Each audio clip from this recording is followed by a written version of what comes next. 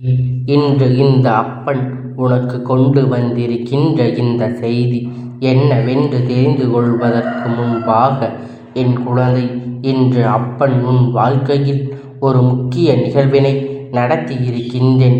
அதனால் அது இப்பொழுது உனக்கு சந்தோஷமாக மாறி உனக்கு அது கிடைத்திருக்கின்றது. சந்தோஷத்தை நினைத்து பார்த்தால் உன்னுடைய மனதிற்கு நிம்மதி கிடைக்கும். என் குழந்தையே, இன்று இந்த அப்பன் உனக்கு கொண்டு வந்திருக்கின்ற செய்தி என்ன தெரியுமா? என் குழந்தையே, உன் கண்ணீர் சிந்த வைத்தவர்களுடைய இல்லத்திற்கு இந்த அப்பன் இன்று சென்றிருந்தேன். என் தங்கமே, அங்கே நான் கண்ட காட்சியானது எனக்கு நிச்சயமாக அதிக கோபத்தை தூண்டியது. அந்த கோபத்தோடு அவர்களுக்கு நான் இந்த தண்டனையை கொடுத்து விட்டு வந்திருக்கின்றேன். அப்படி யார் சந்தித்தீர்கள், அப்படி யாரை நீங்கள் பார்த்தீர்கள் என்று யாருக்கு தண்டனை கொடுத்தீர்கள்? நான் ஒன்றும் என் வாழ்க்கையில் அப்படி ஒரு விஷயத்தை காணவில்லையே என கண்ணீர் சிந்தி காரணமாக இருந்தவர்கள் நன்றாகத்தானே இருக்கின்றார்கள். நன்றாகத்தானே என் முன் வந்து நடமாடி கொண்டிருக்கிறார்கள் என்று என் பிள்ளை நீ நினைத்து கொண்டிருக்கின்றாய். ஆனால் உனக்கு அது தெரியாது அல்லவா? என் பிள்ளையே, நீ நினைப்பது இதுதான். இங்கு பேச வரவில்லை. என் தங்கமே, இந்த அப்பன் சொல்கின்ற வாக்கினை நீ முழுவதுமாக கேட்பாயானால் யாருடைய வாழ்க்கையில் என்ன நடந்தது, அதனால் உனக்கு என்ன மாற்றங்கள் ஏற்பட்டது என்பதனை நீ தெளிவாக புரிந்து கொள்வாய். என் தங்கமே, இன்று நல்ல நாள். உன் வாழ்க்கையில் உனக்கென்று கிடைத்த ஒரு ஓய்வினால், உன் வாழ்க்கையில் உனக்கொன்று கிடைத்த இந்த நாளில் கூட என் பிள்ளையின் மனது மனவேதனையோடு மனவாட்டத்தோடு உனக்கு கண்ணீர் சிந்த வைத்தவர்களை, உன் இந்த அளவிற்கு வேதனைப்படுத்தியவர்களை அவர்களுக்கான தண்டனையை கொடுத்து விட வேண்டும் என்று அவர்களின் இல்லத்திற்கு புறப்பட்டு விட்டேன். என் குழந்தையே, நான் அங்கு சென்ற பொழுது அங்கே என்ன நடந்தது தெரியுமா? அங்கிருந்தவர்கள் உன்னை இன்னும் அழ வைக்க வேண்டும், உன் வாழ்க்கையில் இன்னும் உனக்கு கஷ்டத்தை கொடுக்க வேண்டும். நீ நன்றாக இருக்கக்கூடாது. உன்னுடைய குடும்பத்தில் இருப்பவர்கள் யாரேனும் ஒருவர் உயிர் போக வேண்டும். உன்னுடைய குடும்பத்தில் தலையாக இருக்கக்கூடியவர் இறந்தால் எல்லாம் சரியாகிவிடும். இனிமேல் இவர்கள் நம்மிடம் வாலாட்ட மாட்டார்கள். அவர்கள் இருக்கின்ற தைரியத்தில்தான் இவர்கள் நம்மை எதிர்த்து துணிந்து நிற்கிறார்கள் என்று அங்கே பேசிக் கொண்டிருந்தார்கள். அதாவது அவர்களுக்கு யார் எதிரியாக இருக்கின்றார்களோ அவர்கள் ஒருவர் அழித்து விட்டால் போதும், மற்றவர்கள் யாரும் அவரை எதிர்க்க மாட்டார்கள். அவர்கள் ஒருவர் இருக்கிறார், தைரியத்தை தான் இவர்கள் இதை எல்லாம் செய்கிறார்கள் என்றார்கள்.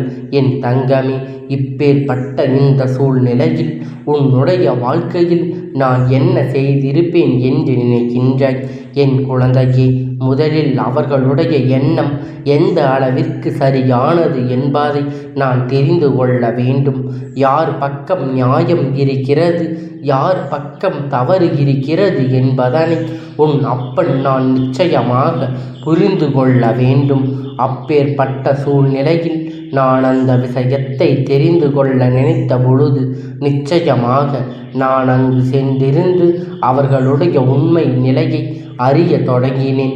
அப்பொழுதுதான் நான் புரிந்து கொண்டேன், இவர் குடும்பமாக உன்னுடைய குடும்பத்தோடு உறவாடி உங்களின் வாழ்க்கையை கெடுத்திருக்கிறார்கள் என்று.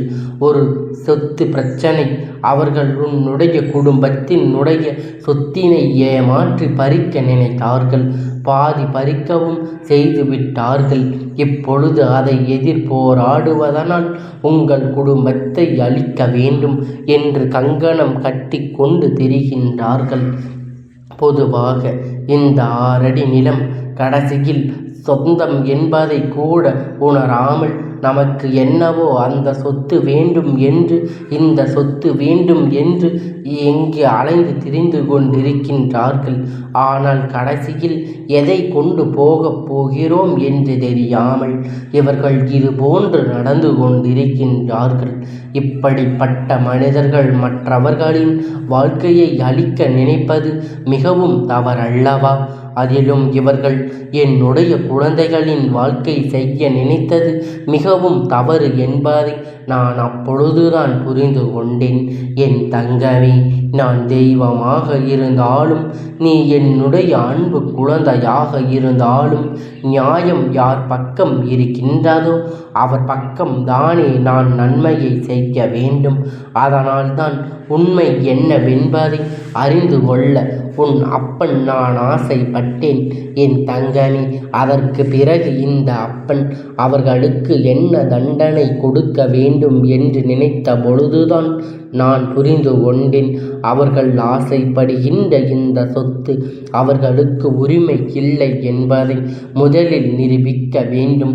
இத்தனை நாளும் அடுத்தவர்களின் சொத்தை அடைய வேண்டும் என்று ஆசைப்பட்டார்கள் என்பதை அவர்களுக்கு உணர்த்த வேண்டும்.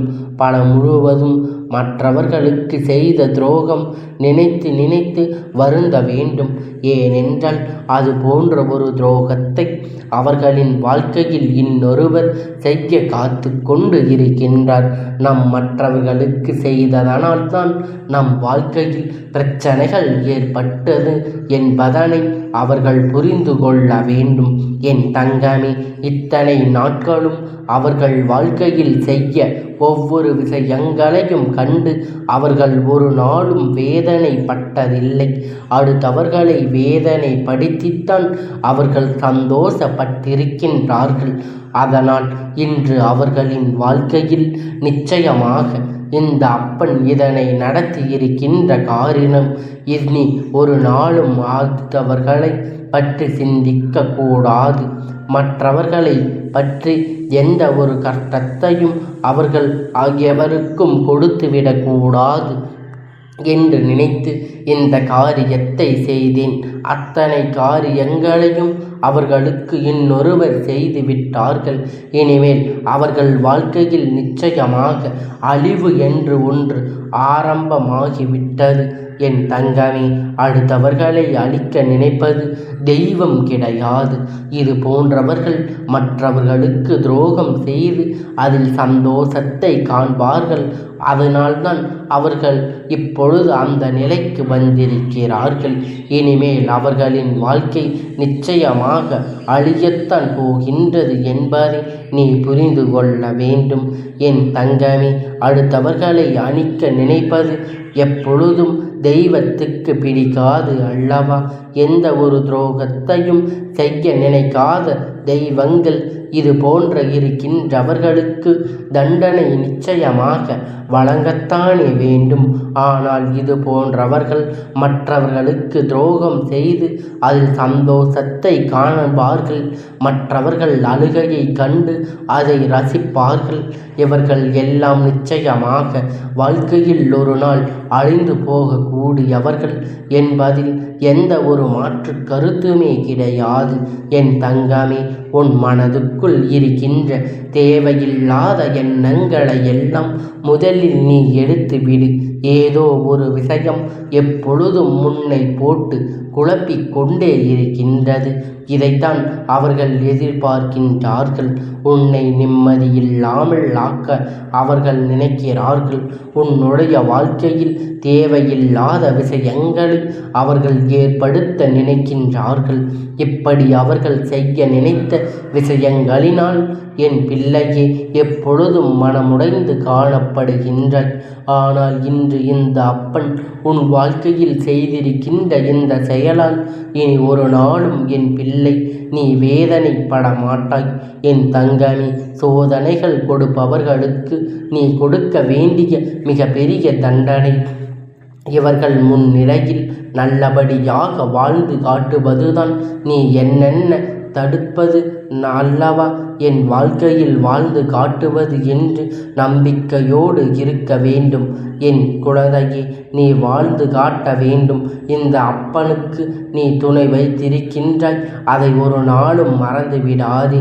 இந்த அப்பன் உன்னோடு உடன் இருக்கும் வரை உனக்கு என்ன பிரச்சனை வந்தாலும் அதை பொடி பொடியாக நான் என் தங்கமே அதனை மாற்றி விடுவேன். இன்று என் வாழ்க்கையில் ஏற்பட்ட இந்த பிரச்சனைகளினால் நாளை உன் வாழ்க்கையில் இப்படி இருந்து விடுமோ என்று நினைக்காதே. நிச்சயமாக பல மாற்றங்கள் உன்னுடைய வாழ்க்கையில் நடக்கும். இந்த மாற்றங்களை எல்லாம் உன் வாழ்க்கையில் உருவாக்கி கொடுத்திருக்கும் இந்த அப்பன் என்பதை நீ தெரிந்து கொள்ள வேண்டிய நேரம் வெகு விரைவாகவே வந்து கொண்டிருக்கின்றது. யார் எல்லாம் உன்னை சோதனைக்கு ஆளாக்கினார்களோ அவர்களுக்கெல்லாம் இனிமேல் இந்த வாழ்க்கையில் நடக்கின்ற ஒவ்வொரு விஷயங்களையும் பார்த்து உனக்கு தெய்வத்தின் துணை இருக்கின்றது. இனி உன்னை தீண்டக்கூடாது என்று இப்பொழுது அவர்கள் நினைக்கின்ற அளவிற்கு நீ இருக்கப் போகின்றாய். வஞ்சகர்கள் எல்லாம் பார்த்து கொண்டிருக்கின்றேன் என்று கேட்கின்றாய் அல்லவா?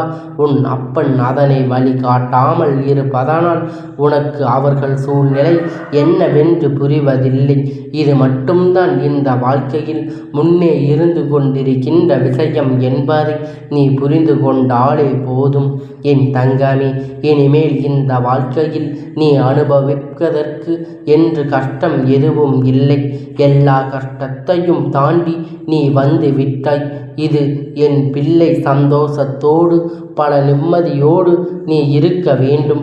அதற்கு இந்த அப்பன் உன் வாழ்க்கையில் உன்னை சூழ்ந்த அத்தனை பிரச்சனையையும் முறியடித்து உன்னை நல்ல நிலைமைக்கு கொண்டு வந்து விட வேண்டும் என்பதை நினைத்து நீ மறந்து விடாதே. உனக்கு இனி என்றும் சந்தோஷம் மட்டுமே நிலைத்திருக்கும் என்பதை நீ புரிந்து கொண்டாலே போதும். இந்த அப்பனுடைய ஆசீர்வாதங்கள் எப்பொழுதும் உனக்கு முழுமையாக கிடைத்து கொண்டே இருக்கும்.